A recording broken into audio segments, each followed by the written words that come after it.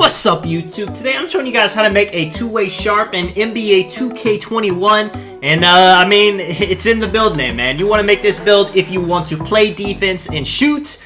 And there's two ways you can make it. This bottom pie chart is more red than green. It kind of does the same thing, to be honest, but with this one, you actually got Hall of Fame shooting badges and just a couple defensive badges left. So this is definitely the way to go. You want to be able to be a knockdown, and I'm talking knockdown shooter, and a great defender. This gives you the option to be both. You see, we want to start off upgrading the mid-range to three-point. That's going to give you 11 shooting badges right off the bat. You can do ball handle and pass accuracy, 10 playmaking badges off the bat. And if you do perimeter, lateral, steal, and defensive rebound, that gives you the 19 defensive and rebounding badges. You see you have 80 attributes left after you upgrade the driving dunk and the driving layup. So, I mean, you know, you can put it on free throw, post fade. That's going to get you up to 20 shooting badges. And, you know, 20 shooting badges, 19 defensive and rebounding. And you can put the rest on playmaking. You can really put them on finishing if you want some finishing badges. But for this build, I mean, really the main thing you want to do is guard the best player on defense and shoot open threes, run around off ball, get some screens, basically be on the three-point line. Now, if they do, you know, play you way too high and you need to go for a back door, you definitely can go to the paint, throw it down, get a good layup animation, even with one finishing badge. But you see, you know, I'm just kind of adjusting. I'm just showing you guys different things you could do. You could put all that on shooting. You could take some away, you know, that'd make you lose about, what, 4 shooting badges, and then you can get 2 more finishing badges. That'll give you that contact gold, contact finisher gold, and that would be really efficient for throwing it down. And as you see, this build's going to be able to do a little bit of dribbling too. Now, I would not make this if you're going to be the only ball handler. Say you're playing with like a center that can't dribble and another player that's like a pure lock with no ball handling. That's not where you want this build, but if you want to be able to shoot, play defense, and you play with people that like to, you know, do their own thing, you can even play with a post score with this build. You don't want to be a main ball handler. You want to be more of like a secondary, occasionally a first ball handler, but you want to have somebody to help you out. You see with the height, 6'5" is really the way to go. If you go up 2 inches, you don't really lose anything, and you gain 2 inches of height, which is super important.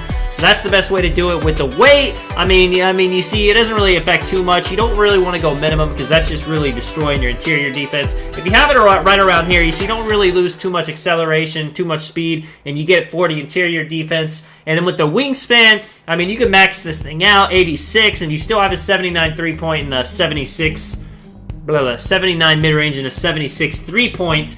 With Hall of Fame shooting badges, that'll be super efficient. You don't want to go all the way minimum, definitely, because this build, you know, half of it's Hall of Fame defense, and you don't want to sacrifice that. So, I mean, you could really even go, you see, like, default wingspan looks pretty nice, maybe slightly up, and you get all these takeover options, sharp, lock, playmaking, and sharp.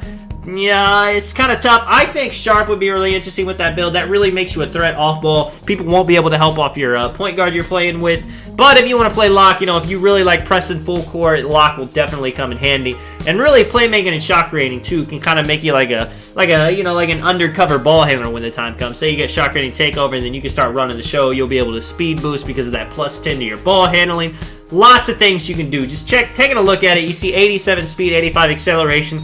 Both those are going to be in the 90s once you get your gym rat, once you hit 99 overall. The finishing, I mean, you're going to get the super high. I mean, 70 driving dunks, good for great animations. Plus, you have 3 finishing badges, so you can get the gold contact finisher. Anytime you go to the paint, you're going to be able to throw it down. See the ball handling, 75. That's going to get you all the pro dribble moves, the really good animations. And plus, you know, a 78 passing accuracy. It's going to be really nice for dotting people. Say you drive, say you're just getting double teamed on the 3-point line, you will be able to make the good pass. You see contact finisher gold, what we did for there. Shooting, range extender, you know, green machine, hot zone hunter, all these are important. You could have catch and shoot gold, corner specialist gold, you know, whether you like to spot up in the corner, spot up on the hash. You could have dead eye, you could have, you know, volume, you could put on some bronze badges, clutch shooter. I would recommend probably going with I'd probably go with catch and shoot. But me, I like my bronze badges. After I get my core, you know, range extender, green machine, hot zone hunter, I'm just going to put on 3 bronze badges, get the boost from all those. With the playmaking badges, you want quick first step gold. Handles for days if you're going to be doing ball handling. Now, if you're not going to be doing a lot of dribbling with this build, you definitely don't need it. You could take off handles for days. You could have dimer and floor general for your team. You could have needle threader, bailout, unpluckable to help you make passes and not get it plucked when you're actually dribbling the ball. You could have, downhill if you're playing rec. That could be a really nice badge. You know, you're leaking on the transition. That makes it to where you can actually just blow by the defender. Tight handles also if you're going to be dribbling a little bit, stunning people off of them.